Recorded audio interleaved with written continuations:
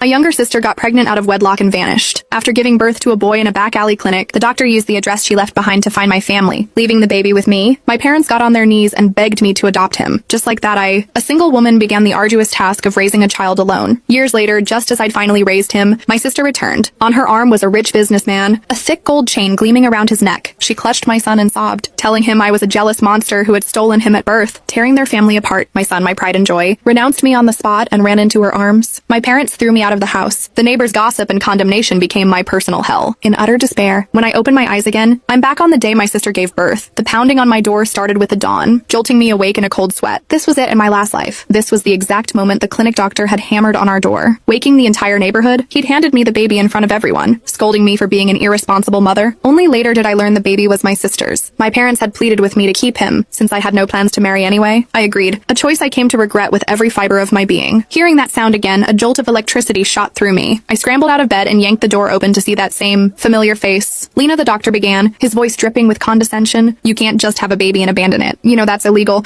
The neighbors were already awake, their heads craning out of their doorways to watch the drama unfold. I stared at him for a single silent second, then I ripped off my slipper and brought it down on his face with all my strength. You goddamn vulture! I screamed, hitting him again and again. How dare you show up at my door with this scam? I don't even have a boyfriend, let alone a baby. Have you ever seen a woman who just gave birth hit this hard? I gestured wildly at my own body. Do I look like I just had a baby? My furious assault left the doctor stunned and speechless. Mrs. Gable, from across the hall, was the first to find her voice. She's right, you know. Lena goes to work every single day. I've never once seen her with a baby bump. Yeah, you must have the wrong person. Wait, I recognize him. Isn't that the doctor from that sketchy clinic down the street? I planted my hands on my hips, my slipper still raised. You sleazy old quack. You run a back alley clinic, and now you're trying to pin a baby on me. That's it. I'm calling the cops. The word cops made him panic. I won't press charges for the assault. I grabbed a fistful of his hair, yanking his head back. Oh, you won't press charges. Too bad, because I'm not letting you run away. I pulled out my phone and dialed, "Hello 911. I'd like to report a case of infant trafficking." Don't you dare say that, he shrieked. You'd better have a good story for the police, I snarled, or I swear to God I will burn your little clinic to the ground. Fate had given me a second chance, and I was unleashing every ounce of frustration and injustice from my past life. When the police arrived, they found a bizarre scene, a doctor with a swaddled newborn, his face bruised and swollen, and me in my pajamas wielding a slipper like a weapon. The neighbors had all gathered, buzzing with speculation. The officers looked from the baby, so fresh its umbilical cord was still clamped, to the doctor. All right, what's going on here? Start talking. She's the one the patient left this address and name, he sputtered, pulling a medical file from his pocket. An officer took it. The address was indeed mine, and the name on the file was Lena Scott. I crossed my arms. I have no idea what you're talking about. Someone obviously used my name to have a baby, and is now trying to make me pay for it. Just as I finished speaking, my parents, who had been hiding inside, finally emerged. Lena, my mother, began, her voice wheedling. Since you're not planning on getting married anyway, why don't you just adopt him? Are you serious, Mom? I'm not just going to randomly adopt